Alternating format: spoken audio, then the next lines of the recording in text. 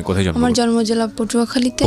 আচ্ছা। আর আমি বড় হয়েছি পটুয়াখালীতে। পটুয়াখালীতে। আর আমার বাবার কাছে তেমন একটা আমার থাকা হয় না, আমি বড় হয়েছি আমার নানা বাড়িতে। আচ্ছা। সেখান থেকে আমি যখন আমার বয়স 2.5 বছর, তখন আমার আব্বু ছিল কিরকম অলস টাইপের, কাজ খুবই কম করতো। কি করতো আপনার বাবা? আমার আব্বু এমনি আমাদের গ্রামের বাড়িতে জমি আসে, জমি চাষবাস করতো, কিন্তু সেগুলো করতো না সে। কয় ভাই বোন ছিলেন আপনারা? আমি একাই, আমার কোনো ভাই বোন নেই। আচ্ছা আচ্ছা, ওকে। তারপর সেখান থেকে আমার আম্মুর যখন বিয়ে, আমার আম্মু আমার মতন অনেক কষ্ট করছে জীবনে। আমার বয়স যখন 2.5 বছর, তখন আমার নানা নানির কাছে আমাকে রেখে আমার আম্মু ঢাকায় আসে চাকরি করার উদ্দেশ্য। আর এতটুকু বড় আমি হয়েছি আমার মায়ের সাপোর্টে। তারপরে আমার নানা বাড়ি থেকে বড় হওয়ার পরে ওখানে লেখাপড়া করতেছি। তখন যখন আমি ক্লাস 5-এ পরীক্ষা দিছি, তখন আমার আম্মু দেশে চলে আসে। আসার পরে আর আমার আব্বু তো কোনো কাজ করতো না, আমার আম্মুই চাকরি বাকরি করতো, আমার লেখাপড়ার খরচ চালাইতো, সংসারের খরচ চালাইতো।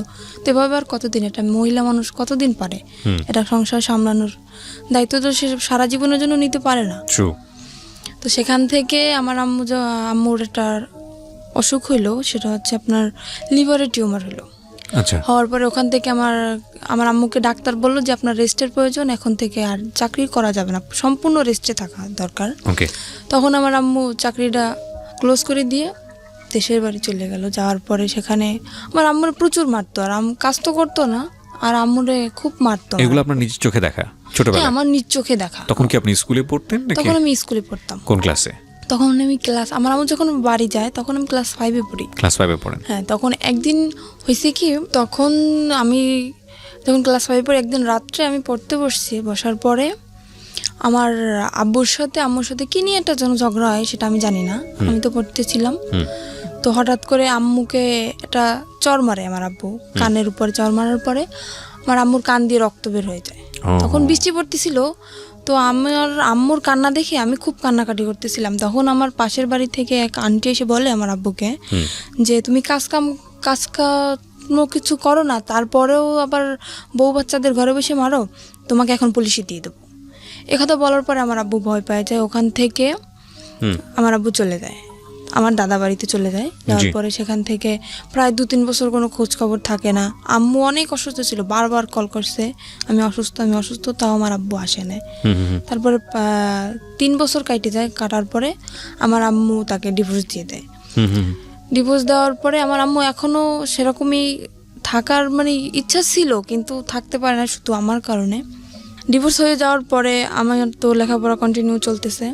আমি যখন ক্লাস 8-এ পরীক্ষা দেব, তার 1 মাস আগে ওই যে ছেলে আমার যার সাথে বিয়ে হয়েছে, ওর সাথে আমার আম্মুর সাথে, ওর সাথে দেখা না, কিন্তু ওর যে বোনের জামাই, তার সাথে আমার আম্মুর সাথে দেখা হওয়ার পরে সেখান থেকে আমার আম্মুরে উনি প্রথমত আপা বলে ডাকতো, কিন্তু তখন আমাকে দেখে নাই উনি।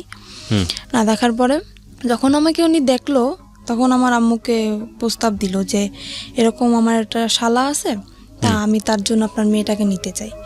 তা আমার আম্মু বলতেছে কি, আমার একটা মেয়ে, অত দূরে আমি বিয়ে দেবো না।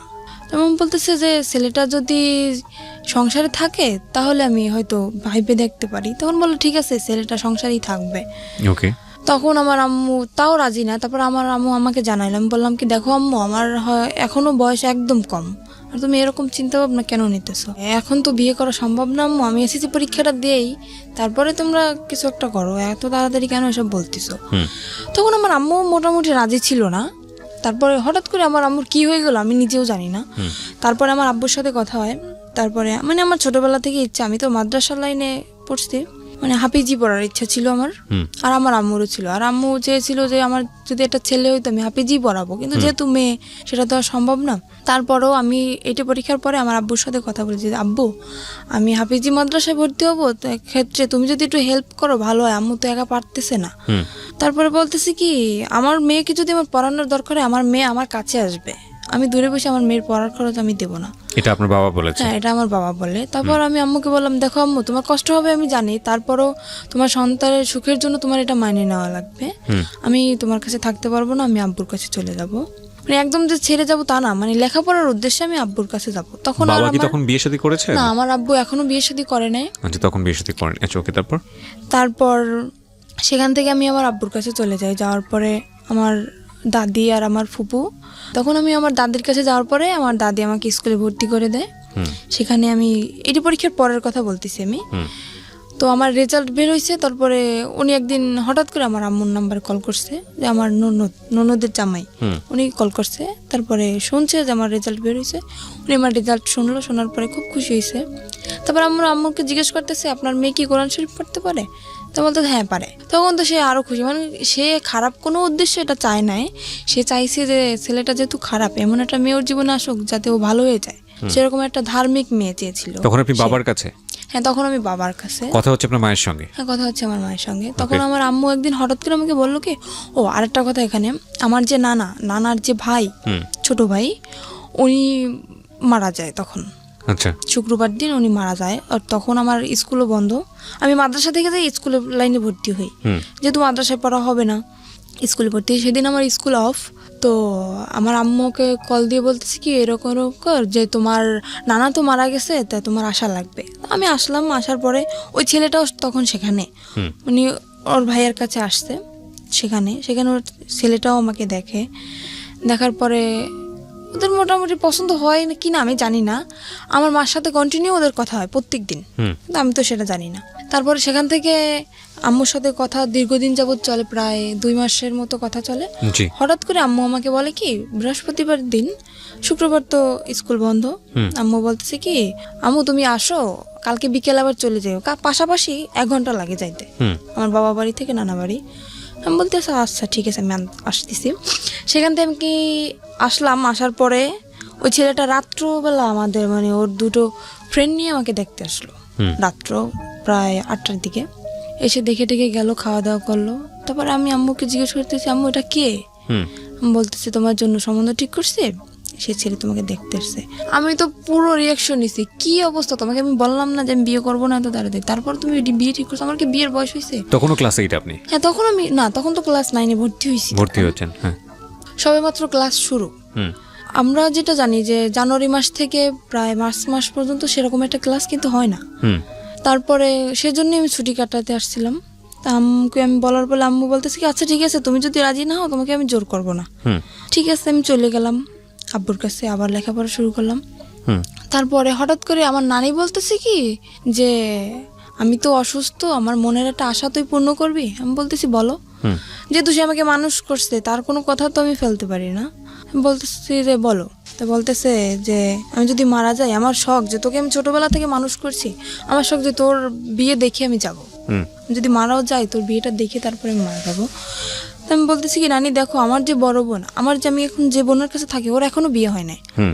তারপরে আমার যে বড় ভাইরা, ওরাও এখনো বিয়ে করে নাই। আমার ফ্যামিলির ভিতর থেকে বলতেছি কারোর বিয়ে না, তুমি হঠাৎ করে আমার বিয়েটা কেন তোমার দেখতে ইচ্ছে হলো? তো বলতেছে আমি বুড়ো মানুষ, আমি এটা বলতেছি আমার মনের ইচ্ছাটা তুই পূরণ করবি না। আমি তো একদমই রাজি না, কারণ আমার ইচ্ছে তার ভাবনা ছিল অন্যরকম, যে আমি আমার আম্মু যত কষ্ট করেই হোক, যদি আমার এসএসসি পরীক্ষাটা দেওয়া হয়ে যায়, তারপরে আমি যে কোনো একটা ছোটোখাটো জব করব, নিজের পড়ার খরচ যাতে নিজে চালাইতে পারি, সেরকম একটা ইচ্ছা ছিল আমার। তো সেখান থেকে নানি তো আমাকে খুব জোরাজোরি করতেছে। এবার আমি বললাম কি, আমার পক্ষে বিয়ে করা সম্ভব না। আমি রাগ করে চলে যাচ্ছি আমার বাপের বাড়ি। সেখান থেকে আমার রাস্তা থেকে আমার জোর করে নিয়ে আসা হয়, তারপরের দিন আমার বিয়ে। আমি জানি না সেখান থেকে। এখানে আপনার বাবার কোনো ভূমিকা ছিল না? না, এখানে আমার বাবার কোনো ভূমিকা ছিল না, আর আমার বাবাকে জানানোও হয়নি। জোর করে নিয়ে আসার পরে তারপরের দিনে আমার ফোনে ছেলেটার সাথে কথা হয়। আমি ছেলেটাকে অনেকভাবে বুঝালাম, আমি বললাম দেখেন, আমি একটা খারাপ মেয়ে, আমার একটা ছেলের সাথে মানে যাতে ও রাজি না হয়, সম্পর্কটা যাতে ভেঙে যায়, ছেলেটার সাথে আমি সরাসরি ফোনে কথা বলি। তো তারপরেও বলতেছে তুমি যাই হও না কেন, আমি তোমাকে মেনে নেবো। বলতেছে আমার একটা ছেলের সাথে সম্পর্ক আছে। তো বলতেছে ছেলের সাথে সম্পর্ক আছে, দেখো আজকালকার ছেলেরাও আশা দেয় ঠিকই, কিন্তু বিয়ে করে না। তুমি আমারকে নিয়ে তুমি অসুখী হবো না, তুমি এই চান্সটা মিস করো না। তারপরে জোর করে হোক, যাই করে হোক, মারামারি হোক, আমাকে মারছে পর্যন্ত। আমার খালু আমাকে মারছে, আমার আম্মু আমাকে মারছে বিয়েটার জন্য। জোর করেই বিয়ে দেওয়া হয়। তারপরে ছেলেটা তার পরের দিন আসে, একা আসে বিয়ে করতে, ফ্যামিলি থেকে কেউই আসে না, কারণ ওর ফ্যামিলি থেকে তো জানে যে ও কীরকম, সেজন্য ওর ফ্যামিলি থেকে কেউই আসে না, ও একাই বিয়ে করতে আসে। আমি আম্মুকে তখন বললাম, আমি জানি না হঠাৎ করে আমার আম্মুর কী হয়ে গেল, যে আম্মু মানে আমার ইচ্ছার বিরুদ্ধে কখনোই কথা বলে না, সেই আম্মু আজকে আমার মারলো ওই ছেলেটার জন্য। তারপরে আমি বিয়েটা হওয়ার পরে বিয়ের 15 দিন হয়ে যায়, আমি তো মোটে মানে ওর কাছেই যাচ্ছি না, ওকে চোখে দেখতে পারতেছি না, ওর সাথে কথায় কথায় আমি ঝগড়া বাঁধাই দিচ্ছি। আমি তো রাজি না, যেহেতু আমার ওকে পছন্দ না, এমনি দেখতে সুন্দর ছিল ও। তারপরে সেখান থেকে বিয়ে হওয়ার পরে প্রায় মাসখানিক হয়ে যায়, তারপরে চিন্তা ভাবনা করলাম যাক যা হওয়ার হয়ে গেছে। আর ও আমাকে বলছিল তুমি যেহেতু লেখাপড়া করতে চাও তোমাকে আমি বিয়ে পরে লেখাপড়া তো করব। একজন ছেলের সঙ্গে বিয়েটা হলো কিভাবে বাসায়? একজন ছেলের সাথে দিয়ে দিল আমার ফ্যামিলি। মানে কাজী এসেছিল? হ্যাঁ, কাজী ওখানে আমাদের সে কোর্টে বিয়ে হয় নাই, বিয়েটা হয়েছিল আপনার মসজিদে বসে। আচ্ছা, কোর্টে বিয়ে হয় না, আমার যেহেতু গ্রাম অঞ্চল। হ্যাঁ। মসজিদে কে অত- কে ছিল আপনার বিয়ের সময়? আমার বিয়ের সময় আমার নানা ছিল, তারপরে আমার একটা খালু ছিল, আর কি কি ছিল আমি জানি না, এই দুজন ছিল সেটা আমি জানি। তার মানে আপনার কাবিন টাবিন কিচ্ছু করা হয়নি? না, কাবিন হয়েছে আমার। ও ছেলের পক্ষে সাক্ষী কে ছিল? ছেলের পক্ষে সাক্ষী কেউ ছিল না, এমনি হয়তো মানে আমার নানার দিক থেকে হয়তো কেউ ছিল। যে প্রথম কথা হচ্ছে আপনার গাজিনী হিসেবে। বয়সই তো হয়নি তখন। আমার তো বয়সই হয়নি, 14 তখন তো বছর কোর্টে বয়স। যাওয়া সম্ভব না। রাইট, 14-15 বছর বয়স আপনার। তখন তো কোর্টে যাওয়া সম্ভব না, কিন্তু আমার ওখান থেকে ওই ছেলেটা একটা চালাকি করছিল কি। কাবিন আপনার বয়স বাড়িয়ে দিয়েছিল? হ্যাঁ, আমার বয়স বাড়িয়ে দিয়েছিল কি, আমার একটা ফলস একটা জন্ম নিবন্ধনের কার্ড তৈরি করে, সেটা আমার আম্মুর সাথে একসাথেই মিশে আমাদের পোস্ট অফিস থেকেই করা হয়। সেখানে মানে আমি যখন পড়ালেখা করতেছি তখন হয়তো এক ফাঁকে এসে আমার আম্মুর সাথে করে গেছে, সেটা আমি জানি না। তো সেটা এখন আমার কাছে আছে, সেটা এখন আমার বর্তমান বয়স 21 বছর দেওয়া। আচ্ছা, বর্তমান বয়স। ওকে। তারপর সেখান থেকে তো বয়স বাড়ানো হয়, কাবিনও করা হয়। কাবিন করার পর তারপর 1 মাস পরে চিন্তা করলাম যাক যা হওয়ার হয়ে গেছে, খামাখা ও ছেলেটা তো আর কোনো অপরাধ করে না, যেহেতু বিয়ে হয়ে গেছে আমি মেনে নিলাম। নেওয়ার পরে আমি বিয়ের 1 মাস পর ওকে বললাম কি দেখো আমার ইচ্ছা না যে আমি বাবার বাড়ি থাকবো, তোমার যদি মনে করো শুধু থাকার মতো একটা ঘর থাকে আমার তাতেই চলবে, কিন্তু আমি বাবার বাড়ি থাকতে চাই না। তুমি আমাকে তোমার নিজের বাড়ি নিয়ে চলো। ও তো নিজের বাড়ি আমাকে নেবে না, একদমই না, কারণ আমি যদি সম্পূর্ণ সত্যিটা জেনে যাই তখন ওর সমস্যা না, আমাকে নেবে না। তখন আমি আমার শাশুড়ির সাথে কথা বললাম যে আম্মা দেখেন এরকম এরকম আমার তো এখানে থাকতে ভালো লাগে না, আর লোকজন কি মনে করবে, আমার বিয়ে হয়ে গেছে তারপর আমি বাবার বাড়ি থাকতেছি। তো বলতেছে আচ্ছা ঠিক আছে তুমি আসো। সেখান থেকে আমার আম্মু কি করলো, ওর কাছে টাকা নেই, ও তো কাজ করে না, বিয়ের 1 মাস হয়ে গেছে, 1 মাস যাবত আমাদের বাড়িতে কাজ কাম তো কিছু করে না। আমার আম্মু করতেও বলে না, যেহেতু নতুন জামাই তাকে তো আর কাজ করতে বলা যায় না। আমার আম্মু কি করলো, আমার নানার কাছ থেকে 20,000 টাকা নিয়ে আসলো। আসার পরে আমাকে দিল, দেওয়ার পরে বললো আচ্ছা ঠিক আছে তোরা এটা নিয়ে যা। যেহেতু কিছু দিতে পারি নাই, বিয়ের 1 মাস পরে চলে গেলাম শ্বশুর বাড়ি। যাওয়ার পরে কিসি বাড়ি আমি যাওয়ার পরে তখনই আমার মনে একটু সন্দেহ হয়েছে, আমাকে একদমই বাইরে বেরোতে দিত না। শ্বশুর বাড়িতে গিয়ে আপনি কি পেলেন, মানে শ্বশুর শাশুড়ি কাউকে পেলেন? না, আমার শ্বশুর নেই, আমার শ্বশুর মারা গেছে আজকে 26 বছর। আচ্ছা, তো শাশুড়িকে পেলেন তো নিশ্চয়ই? হ্যাঁ, শাশুড়ি আছে আর আমার একটা ননদ আছে। তারপর ননদটা বিয়ে দেওয়া, তো আমার শাশুড়ি একাই থাকে বাড়িতে। সেখানে যাওয়ার পরে আমাকে একদম বাইরে বেরোতে দিচ্ছে না, আর আমি যে গোসল করব সে গোসলের পানিটা পর্যন্ত আমার ঘরে আইনে দিচ্ছে আমার শাশুড়ি। আমি তো মহা খুশি যে এরকম একটা শাশুড়ি পাইছি আমি, যে আমার গোসলের পানিটা পর্যন্ত আমার ঘরে এনে দিতেছে, আমার বাইরে যাইতে দেয় না। দেখ আমি ভাবছি হয়তো আমি 5 ওয়াক্ত নামাজ পড়ি, হয়তো সেই কারণে আমার শাশুড়ি চায় না যে পরপুরুষ আমাকে দেখো, এর জন্য পানিটা এনে দেয়, কিন্তু তাদের মনের ভিতর তো অন্য কিছু। সেটা আমরা সামনের দিকে যাই। তারপরে সেখান থেকে 3 মাস পার হয়ে যায়, যাওয়ার পর আমার একটা চাচা শ্বশুর ছিল, সে সবার ছোট ছিল, সে আমাকে খুব আদর করতো। মানে নিজের বাবার কাছ থেকে আমি যতটুকু আদর না পাইছি তার কাছ থেকে ততটুকু আদর মনে হয় আমি পাইছি। কিন্তু বিয়ের 6 মাস পরে উনি মারা যায়। আমার সেই চাচা শ্বশুর মারা যাওয়ার পরে সেখান থেকেই আমার সংসারে আগুন লেগে গেল, কারণ আমার ওই চাচারে উনি খুব ভয় পাইতো আমার হাজব্যান্ড, যার কারণে মানে কোনো কিছু করতে গেলে ভাবতো, অন্তত 50 বার ভাবতো। তো উনি মারা যাওয়ার পরে, উনি যেদিন মারা গেছে সেদিন রাত্রেও আমি তো জানি না, আমাকে বলতেছে কি দেখো আমার বাড়ির যত দায়িত্ব আমার চাচার উপরে ছিল, যেহেতু সে মারা গেছে এখন কিন্তু সব দায়িত্বটা আমার, তো আমার যদি রাত্রে ফিরতে দাঁড়িয়ে তুমি কখনো আমাকে জিজ্ঞেস করবে না যে তুমি কোথায় গেছিলা। এটা মানে আপনার হাজবেন্ড আপনাকে বলেছিল? আমাকে বলে, আর আমি এতটুকু বিশ্বাস ওকে আমি করতাম, আমি যদি চোখের সামনে দেখতাম যে ওটা কিছু করতেছে, তারপরেও যদি বলতো যে আমি এটা করি নাই, তাও আমি বিশ্বাস করে নিতাম। আমি এতটা বিশ্বাস ওকে আমি করতাম। সেখান থেকে ও যেদিন ওর চাচা মারা যায় ওদিন ও সারা রাত্র বাড়ি ফিরলো না। ও তখন জোর আসলে আমি তো জানি না, সকালবেলা বাড়ি ফিরলো। আমি ও যেহেতু আমাকে বলছে সন্ধ্যার দিকে যে তুমি আমাকে জিজ্ঞেস করবা না, আমি জিজ্ঞেসও করিনি। আর আমিও খুব কান্নাকাটি করতেছি যে আমাকে এত ভালোবাসতো, সে হঠাৎ করে মারা গেল। তা আমি আর ওকে জিজ্ঞেস করিনি। পরপর 3-4 দিন এরকম ও বাড়ি আসতেছে না। হুম তারপরে আমি ওকে জিজ্ঞেস করলাম, কি এমন কাজ তোমার সারা রাত্র? আমার চাচা শ্বশুর তো এরকম সারা রাত্র বাড়ি পাহারা দিত না, হুম তুমি তো রাত্র পর্যন্ত কি করো? আমাকে বললো, মেয়ে মানুষের মতো থাকো, তোমার এত সব দিয়ে দরকার আছে? হুম বললাম আচ্ছা ঠিক আছে। সে কাজ করতেছে না কিছু না, সারা রাত্র ওরকম জুয়ো খেলে দিনের বেলা এসে ঘুমাইতেছে। এভাবে কি সংসার চলে? আমি বললাম কি, দেখো এখন হয়তো আমি একা আছি, ভবিষ্যতে আমাদের একটা বেবি আসবে, তখন তার তো ভবিষ্যৎ আছে। তোমার জীবন নিয়ে তুমি না ভাবতে পারো, কিন্তু আমার তো লাইফে অনেক কিছু করার বাকি। তুমি আগে বলছো যে লেখাপড়া করাবা, সেটাও করালে না। তারপরে এখন যতক্ষণ আমাদের একটা বাচ্চা কাচ্চা হবে, তাকেও কি আমি এরকম মূর্খ বানাবো? হুম তাকে কি লেখাপড়া করা লাগবে না? তাকে মানুষ করা লাগবে না? বলতেছে অবশ্যই। সে সেদিন কি করলো, 4টা টাচফোন নিয়ে আসছে। হুম আর ও যদি খেলাধুলো করতো, মানে খুব এক্সপার্ট ছিল খেলাধুলায়, হুম 4টা টাচফোন নিতে আমি জিজ্ঞেস করলাম, কি ব্যাপার, তুমি 4টা টাচফোন কোথায় বইছো?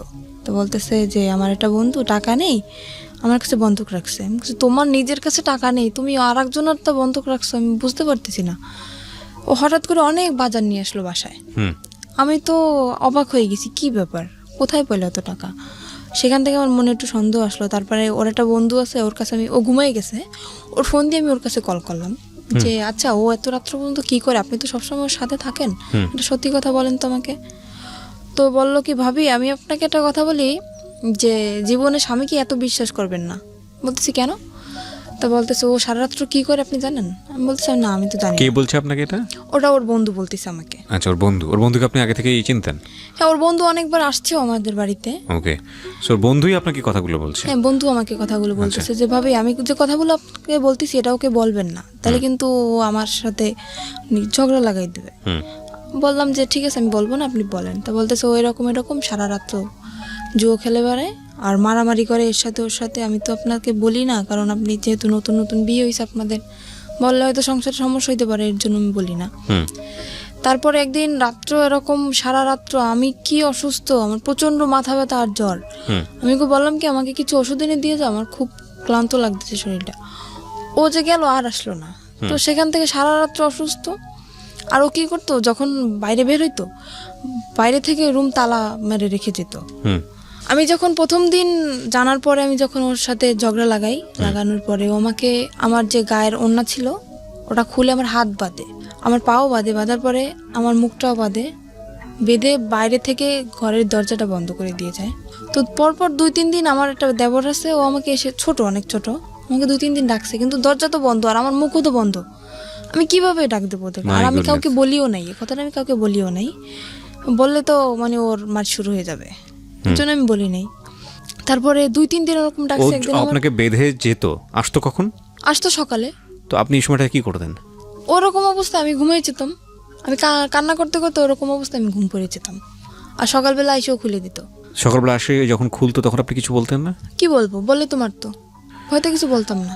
আপনার মাকেও বলতেন না? কাউকে না। আর আমার এমনও কোনো দিন গেছে যে দীর্ঘ 1 সপ্তাহ আমি না খেয়ে থাকছি, তাও আমি আম্মুকে কখনো বলি নাই। আচ্ছা, আমরা একটু ধারাবাহিকভাবে সামনে দিকে যাই। তারপরে কি হলো? তারপরে সেখান থেকে হাত পা ওভাবে বেঁধে রেখে যেত। একবার আমার দেবর জিজ্ঞেস করতেছে যে ভাবি তোমাকে রাত্রে যখন আমি ডাকি, মানে ওরা প্রায় যদি কিছু রান্না করতো আমাকে দিয়ে যেত, তোমাকে ডাকি তুমি সারা দাও না কেন? আমি বলি কি আমি ঘুমিয়ে গেছি। তারপর ও একদিন টের পাইছে আমি কান্নাকাটি করতেছি, আর সেদিন আমাকে ও করে না, ওইভাবে বেঁধে রেখে যায় না, এমনি মারছিল। মারার পর বাড়ি থেকে তালা মারা ঠিকই ছিল। তারপরে আমার দেবরের কাছে একটা চাবি ছিল, ওর এই চাবিটা আবার আমাদের তালা খুলতো। তালাটা খোলার পরে ও আমাকে নিয়ে ওর আব্বুর কাছে যায়। তখন ওর আব্বু মারা যায় নাই, ওর আব্বুর কাছে যায়। যাওয়ার পরে এই করছে, বললো কি যে কি ব্যাপার, আজকে শুনলাম ঘরে অনেক ডাকাডাকি কান্নাকাটি, কি হয়েছে তোমার? আমি বললাম কি এরকম আপনার ছেলে এরকম করতেছে। বলার পরে সে আমাকে বললো কি, মানে আমি কিন্তু আর একটা চাচার কথা বলতেছি এখানে, আমার যে বড় চাচা ওনার কথা বলতেছি।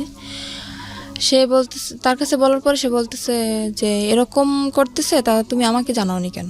বলতেছে এমনিতেই জানাইনি, চাই না, আমি নিজেই শাসন করতে চাই ওকে, দেখি কি হয়, তারপরে যদি না শুনে তখন আপনাদেরকে আমি জানাবো।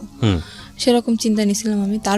তারপরের দিন আমার চাচা, ওর যে চাচা, আমি ওকে চাচা বলে ডাকতাম, ওকে ডেকে নিয়ে জিজ্ঞেস করে কি রে তুই এরকম করতেছিস কেন? ওখান থেকে ওকে পেয়ে গেছে। কেন আমি বললাম, আমি তো নিজের ইচ্ছায় বলি নাই, সে আমাকে ডেকে নিয়ে গেছে, তারপরে আমি বলছি। না, ওর চাচা তো মারা গিয়েছে, আপনি একটু আগে যেটা বললেন। না, ওর বড় চাচার কথা বলতেছি আমি, ওটা তো ওর ছোট চাচা ছিল। ওকে। সেখানে ওকে কেন আমি বললাম, আমার সেই চাচা শ্বশুরকে কেন আমি বললাম, ও সেখান থেকে তারপর আমার চাচা শ্বশুর বলল যে এখন ওকে ঘরে নিয়ে যাবে, ওর গায়ে যদি নেক্সট টাইম কখনো একটা ফুলের টোকাও পড়ে তাহলে তোকে বাড়ি থেকে বের করে দেবো। আমার চাচা শ্বশুর এটা বললো। সে ডাইরেক্ট তার সামনে বলে আসতেছে ওকে আমি এখন মারবো, যদি কিছু করতে পারেন করেন। আমাকে এই বলে হাত ধরে টেনে রুমের ভিতরে নিয়ে যেয়ে আমাকে আবারও মারে। কেন আমি বললাম। তারপরে সেখান থেকে আমার চাচা শ্বশুর বললো বাড়ি বসে এরকম করবা, পরের মেয়ে যদি কিছু একটা হয়ে যায় তখন আমরা মামলা খাবো, এটা হবে না, বাড়ি থেকে বের হয়ে যাও, দুজনেই বের হয়ে যাও। ঠিক আছে, বের হয়ে চলে আসলাম। আর আমারও ইচ্ছা ছিল যে মানে বাড়ি থেকে আমি বের হয়ে চলে আসবো, যেহেতু যদি বন্ধু বান্ধবের সাথে থাকে তাহলে আরও বেশি খারাপ হয়ে যাবে, এখান থাকলে আমি ওকে ভালো বানাতে পারবো না। আমি চলে আসি, আমার বাবার বাড়ি চলে আসি। আসার পরে আমার আম্মু সব ওই নিজের মুখেই বলছে সবকিছু যে এরকম এরকম হয়েছে। বাড়ি থেকে বের হয়ে কোথায় আসেন? আমার বাবার বাড়ি আসছে। বাবার বাড়িতে? হ্যাঁ। সেখান থেকে যখন আমার আম্মু সব কিছু জানতে পারে এরকম এরকম, তখন আমার আম্মু বলতেছে এরকম একটা কাজ করলাম, আমার একটা মাত্র মেয়ে, আমি কি করলাম এটা। তখন আমার আম্মু বললে যে মানে আমাকে ওখান থেকে ডিভোর্স করাবে। আমি বললাম আম্মু দেখো, বিয়েটা কিন্তু তোমাদের ইচ্ছে হয়েছিল, আমার ইচ্ছে হয় না, কিন্তু আমি এটা পারবো না যে তোমাদের ইচ্ছা মতন সব কিছু করবো, এটা হবে না। তোমাদের ইচ্ছা মতো বিয়ে করছি, আবার তোমাদের ইচ্ছা মতো ডিভোর্স করবো, এরপরে আমার আবার বিয়ে হবে, সে তো এর থেকেও খারাপ হতে পারে। তখন আমি কি করবো আম্মু? তখন আপনার লেখাপড়া কি বন্ধ? হ্যাঁ, লেখাপড়া বন্ধ। ওকে। তারপরে সেখান থেকে আমার আম্মু তো আমাকে ওখানে দেবেই না, একদম ডিভোর্স করাই দেবে। ওকে বলতেছে তুমি চলে যাও। ও চলে আসে, আসার পরে সেখান থেকে ওকে বলার পরে ও চলে আসে। না, আমি তো খুব কান্নাকাটি করতেছি, যেহেতু আমার অল্প বয়সে বিয়ে হয়েছে, তারপর আমার প্রথম স্বামী। এমনিতেই তো আমার তখন আবেগী বয়স, তখন তো মনে করেন একটা ছেলে যদি পাশে থাকে তখন আবেগে এমনিতেই ভালোবাসা এসে যায় তার প্রতি। তো আমি মানে খুব লাভ করতাম ওকে আমি। তারপরে আমি খুব কান্নাকাটি করতেছি, খাচ্ছি না, কিছু না। আমার আম্মু বলতে দেখ এরকম যদি করিস তাহলে তো তোর নিজের শরীর তো থাকবে না, তুই তো মারা যাবি, এরকম কেন করতেছিস। আমি বলতেছি আম্মু তুমি যদি সত্যি আমাকে চাও বাঁচাইতে তাহলে আমাকে ওর কাছে দিয়ে আসো। বলতেছে এটা আমি কখনোই পারবো না, আমি একবার তোমার জীবন নষ্ট করছি, কিন্তু দ্বিতীয়বার আবার আমি তোমার জীবনটা নষ্ট করতে পারবো না। সেখান থেকে আমি কি করলাম, আমার আম্মুর ইসের জন্য, ডাক্তার দেখানোর জন্য আমার আম্মু কিছু টাকা নিয়ে আসে আমার নানার কাছ থেকে। আমি সেই টাকাটা মানে নর্মালি যেটা বলি চুরি বলতে পারি, চুরি করে আমি আমার কাছে নিয়ে আসি। আসার পরে রাত্র 8টার সময় আমি বাসা থেকে বের হয়ে যাই, বের হয়ে আমি পালাই ওর কাছে চলে আসি। ও কোথায় ছিল তখন? ও তখন ঢাকায় ছিল। ঢাকায় ও কি করছিল? ও ঢাকায় কিছু করতেছিল না, ঢাকায় ওটা মামা আছে। মানে ও চাচ্ছিল আপনি পালিয়ে চলে আসেন ওখান থেকে? হ্যাঁ, ও চাচ্ছিল সেটাই। আর ওর সাথে আমার কথা হইতো, রেগুলারলি কথা হইতো। যখন সবাই ঘুমিয়ে যেত তখন আমি রাত্রেবেলা ওকে ফোন করতাম, আমার সাথে আমার কথা হইতো। তো ওর সাথে আপনার বয়সের ডিফারেন্স কত ছিল? ওর সাথে আমার সাথে যখন ওর বিয়ে হয়েছিল তখন ওর বয়স ছিল 21 বছর। ও তো পিচ্ছি, ও তো কিছু বোঝে না। আর ওর যখন প্রথম ম্যারেজ হয় তখন ওর বয়স ছিল আপনার 17 বছর। মানে ও এর আগেও বিয়ে করেছে? হ্যাঁ, আর আমি বললাম না এর আগেও বিয়ে করছিল। এগুলো আপনি আরো পরে যে জানতে পেরেছেন? পরে যে না, ওটা আমি বিয়ের যে 6 মাস পরেই আমি জানতে পারছি। ওই যে আপনার ফ্যামিলি জানে যখন আপনাকে আলাদা করে রেখেছে? না, তখনও জানেন আপনার? তখন আমি বলি না, আমি বললে তো জানতো। ও আচ্ছা, বলেন না, আপনি লুকিয়ে গেছেন? আমি লুকিয়ে গেছি। দ্য থিং ইজ দ্যাট ওর মনের মধ্যে একটা ইমোশন জেগেছে, যেটা ও একটু আগে বলছিল যে আমার জীবনের প্রথম কারোর প্রতি ভালো লাগা। তো সামহাও ও চেয়েছে নিজের জায়গাটা থেকে যে এই ভালো লাগা, যেহেতু ওকে ভালোবেসে ফেলেছি, সুতরাং ওকে যে কোনোভাবেই হোক নিজের জায়গাটায় আপন করে রাখা, সেভ করা অন্য জায়গাটা থেকে। না, ও কখনোই, ওর মনের ভিতরে কখনোই আমার জন্য ভালোবাসা ছিল না।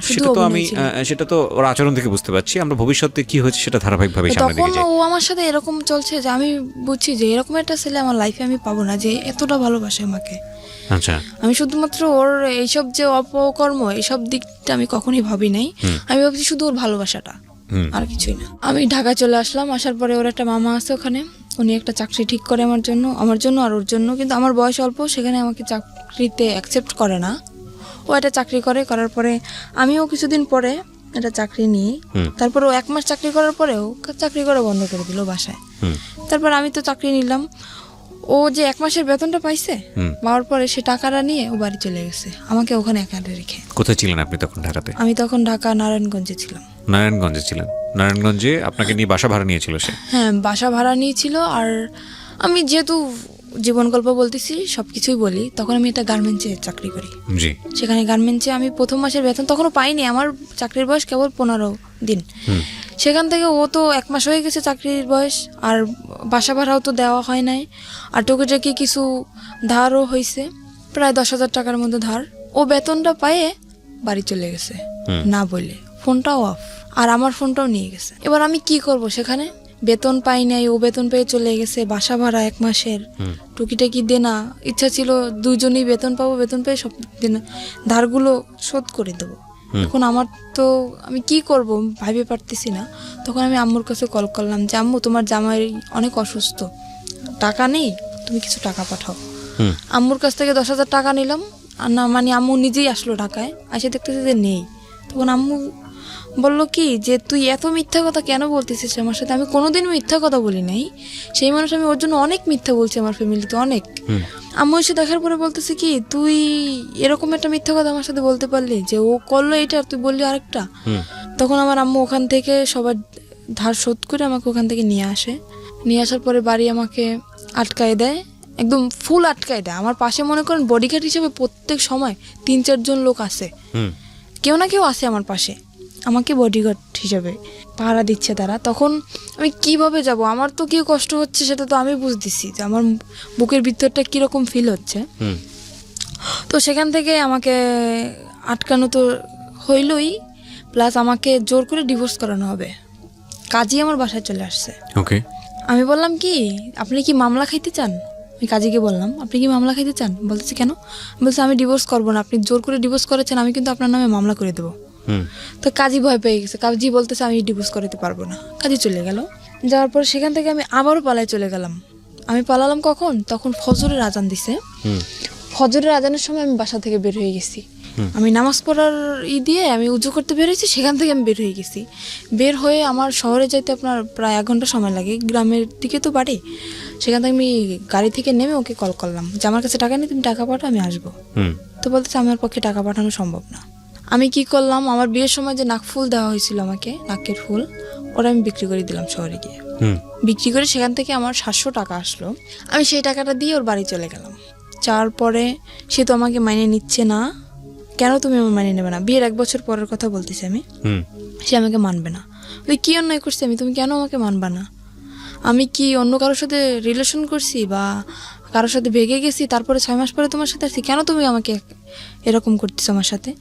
সে বলতেছে ঠিক আছে, একটা শর্তে আমি তোমাকে রাখতে পারি, আমি কোনো কাজ করতে পারবো না, তুমি আমাকে চাকরি করে খাওয়াবা। ঠিক আছে। তো সেখান থেকে আমি যশোরে চলে গেলাম। সেখানে আমার একটা ফুফু শাশুড়ি আছে।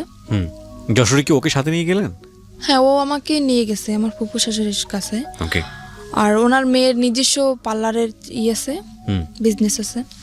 সেখানে আমাকে 3 মাস ট্রেনিং করানোর পরে আমি মোটামুটি কাজ সব কিছুই শিখি। শেখার পরে ওখানে আমার চাকরিও হয়ে যায়। তখন আমার বেতন ছিল 16,000 টাকা। আর আমি বেতনের যত টাকা পাইতাম, বেতন পাওয়ার সাথে নিয়ে মানে ও আমার সাথে থাকতো না, কিন্তু যেদিন আমি বেতন পাইতাম ওদিন চলে আসতো, সব টাকা নিয়ে যেত। হাত খরচের টাকা রেখে সব টাকা নিয়ে যেত। নিয়ে ও বলতো কি যে আমার মানে আমাদের বাড়ি তো এমনি ও বলতেছে যে আমার 2তলা বিল্ডিং করার ইচ্ছা, তো এই টাকাটা নিয়ে আমি ব্যাংকে রাখতেছি। আসলে কোনো কিছুই করতো না, ও টাকাগুলো শুধু ফাও নষ্ট করতো। আর মেয়েদের সাথে মনে করেন আসার পরে ও ফোন অফ করে রাখ, ফোনের উপরে ফোন আসতেই থাকতো মেয়েদের ফোন। তারপরে সেখান থেকে টাকা নিয়ে গেল। 2-3 মাস এরকম চাকরি করার পরে এরকম টাকা নিয়েই যাচ্ছে। আমি বলতেছি কি আমি বাড়ি যাব, তুমি কোথায় টাকা রাখতেছো আমি এটা দেখবো। সে আমাকে বাড়ি নেবে না। তখন একটা মেয়ের সাথে ওর রিলেশন চলতেছে। সেই মেয়েটাই মানে জানতো যে ওর বউ আছে, তারপরে আমার বাড়ি কোথায়, সব কিছুই জানতো। তারপরেও মেয়েটা ওর সাথে রিলেশন চলতেছে। আর সে মেয়েটারও আগে বিয়ে হয়েছিল, যেরকম ও ছিল সেরকম সেই মেয়েটা ছিল, দুজনই একরকম। ওর সাথে রিলেশন ছিল, তারপরে রিলেশন চলতেছে সেটা আমি জানি না। তারপরে একদিন ওই মেয়েটাকে নিয়ে আমি তো অফিসে, আমার ফুপু শাশুড়ির বাসায়ও আসে। আর আমার যে দুপুরের লাঞ্চ, আমার ওই যে বাসায় যে কাজের বুয়া, উনি নিয়ে যেত। আমি বাসায় আসতাম না দুপুরে, উনি নিয়ে যেত। তো দুপুরের সময় ও যখন আসে, আমাকে ওই কাজের বুয়া বলে কি যে আমি ওকে খালা বলে ডাকতাম। তো বলতেছে, উনি আমাকে একদম মেয়ের মতোই দেখতো। তো বলতেছে আম্মু তোকে একটা কথা বলবো, তুই কাউকে বলবি না আর আমার নামটাও বলবি না। আমি বলতে আচ্ছা ঠিক আছে বলবো না। কি আমি বুঝতে পারিনি যে এই কথাটা বলবে। আমি ভাবছি হয়তো আমার ফুপু শাশুড়ি একটু মানে রাগী মানুষ, তো অনেক সময় মানে গালাগালি করে। আমি ভাবছি সেরকম কিছুটা বলবে। তো বলতেছে আচ্ছা আপনি বলেন, আমি কাউকে বলবো না। তো বলতেছি কি যে জামাই এটা মেয়েকে নিয়ে এরকম এরকম বাসায় আসছে, মেয়েটাকে তুই চিনিস? তা আমি ভাবছি হয়তো আমার ননদ হইতে পারে। আমি বলছি দেখতে কেমন? তো উদাহরণ দেওয়ার পরে আমি দেখছি যে না, আমার ননদ তো এরকম না। তখন আমি বললাম কি আচ্ছা ঠিক আছে, আমি বাসায় যেয়ে দেখবো, বাসায় যেহেতু আসছে আমি বাসায় যেয়ে দেখবো। তো বলতেছে নর্মালি যদি তোর ননদ হইতো তাহলে তো এরকম বসার কথা না। সে মেয়েটা ওর পাশে যে বসতেছে, ওর হাতে হাত রাখতেছে, হেসে হেসে কথা বলতেছে, একসাথে সেলফি তুলতেছে। আমি বলতেছি আচ্ছা আমি বাসায় যেয়ে দেখবো, তুমি বাসায় যাও। তারপরে আমি 5টার সময় ছুটি নিয়ে আমি ওখান থেকে যাই। তারপরে বাসায় যেয়ে ওদেরকে আমি পাই না, ওরা ওখান থেকে চলে যায়।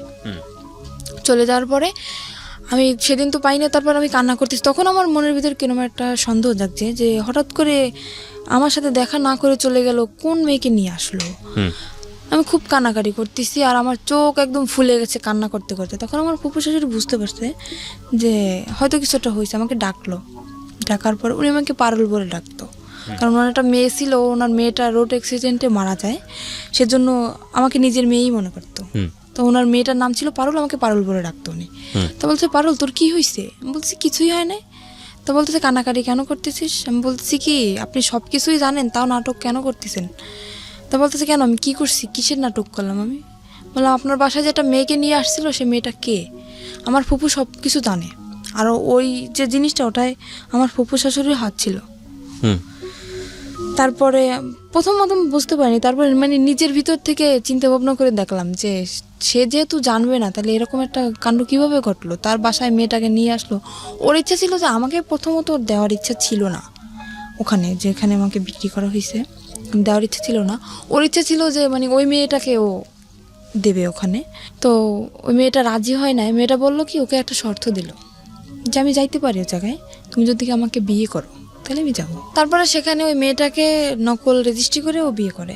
এবার সেখান থেকে ওই মেয়েটাকে নকল রেজিস্ট্রি করে বিয়ে করে। বিয়ে করার পরে আমি যখন জানতে পারি যে ওর সাথে বিয়ে হয়ে গেছে, তখন আমি ওখান থেকে বাড়ি চলে যাই। বাড়ি চলে যাওয়ার পরে দেখতেছি ওরা দুজনই বাড়ি। জিজ্ঞেস করলাম কি ব্যাপারে, মেয়েটা কে? আমাকে সেখান থেকে বাড়ি একদম ঢুকতেই দিল না, মানে রুমের ভিতরে ঢুকতেই দিল না। মেয়েটা তো রুমের ভিতরে, ও তো জানে যে বউ আছে। বাড়ি মানে আপনার শ্বশুর বাড়ি? হ্যাঁ আমার শ্বশুর বাড়ি।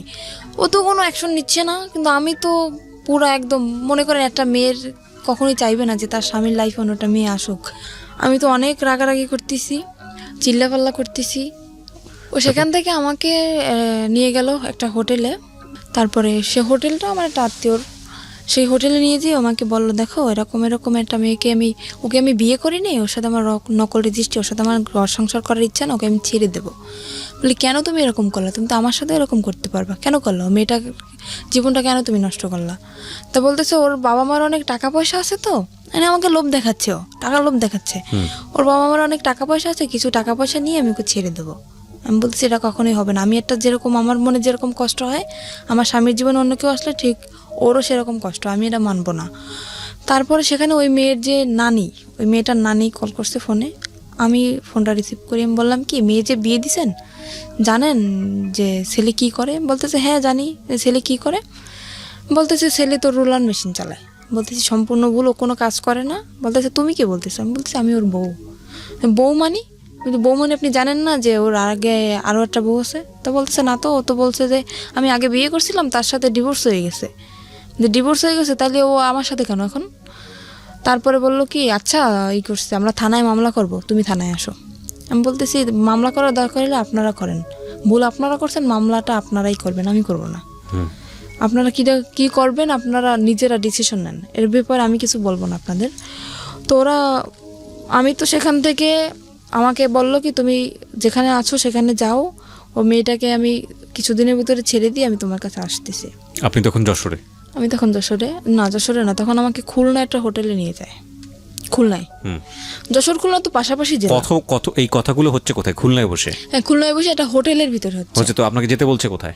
যেতে বলছে আমি যেখানে চাকরি করি ওখানে আমাকে। সেটা তো যশোরে? হ্যাঁ যশোরে। ওকে। ওখান থেকে আমি যশোরে চলে যাই। চলে যাওয়ার পরে মানে যেটা বললাম আমি বিশ্বাস করলাম আবারও। ওখান থেকে যশোরে চলে যাই। যাওয়ার পরে ও মেয়েটাকে নিয়ে আবার ওই বাসায় আসে। ওই বাসা বলতে? আমার ওই যে ফুপুর বাসায় আবার আসে। আপনার আপন ফুপু? না, ফুপুর শাশুড়ি। ফুপুর শাশুড়ি, ওকে। ওনার বাসায় আবারও আসে।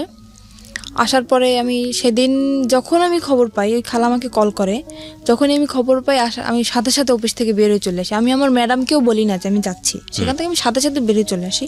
আসার পরে ও আমার আসার আধা ঘন্টা আগে বের হয়ে গেছে। যাওয়ার পরে আমি কল করছি ওকে, কি ব্যাপার তুমি নাকি আজকে আসছিলে, তুমি চলে গেছো কেন? তো বলতেছে আমি কালকে আসবো। হুম তো পরের দিন আসলো, আসার পরে রাত্রবেলা আমি ওর সাথে কথা বলতেছি না, কিছু না, ঝগড়া লাগাই দিতেছি। তো তখন ও রাগ করে চলে যাবে, থাকবে না। বলতেছে তোমার এই মেজাজ দেখার জন্য আমি আসি নাই। এখানে আমার তো রাগ করাটা স্বাভাবিক, যেখানে আমার স্বামীর সাথে আমার থাকার কথা, আমি চাকরি করতেছি এক জায়গায়, আমার স্বামী আর এক জায়গায় থাকতেছে, তার সাথে অন্য একটা মেয়ে, বুঝতেছি না, মানে আমার অ্যাকশন নেওয়ার কথা, সে জায়গায় উল্টো আমার সাথে রাগ দেখাইতেছে। আমি এখানে থাকবো না, আমি চলে যাবো। তুমি যাও, আমি রাগের মাথায় বলতেছি তুমি যাও। তো আমার ফুপু শাশুড়ি তাকে ধরে রাখার পরে রাত্রবেলা ওর সাথে আমার কথা চলতেছে যে কেন তুমি এরকম আমার সাথে করলা, এরকম মেয়েটাকে নিয়ে তুমি ঠিকই সংসার করছো, তুমি যেহেতু তাকে রাখবা না, তাহলে তাকে তুমি বাড়ি নিয়ে গেলা কেন? আমার বাড়ি জায়গা হচ্ছে না, আর তুমি তারে নিয়ে বাড়ি রাখতেছো, কিভাবে রাখতেছো?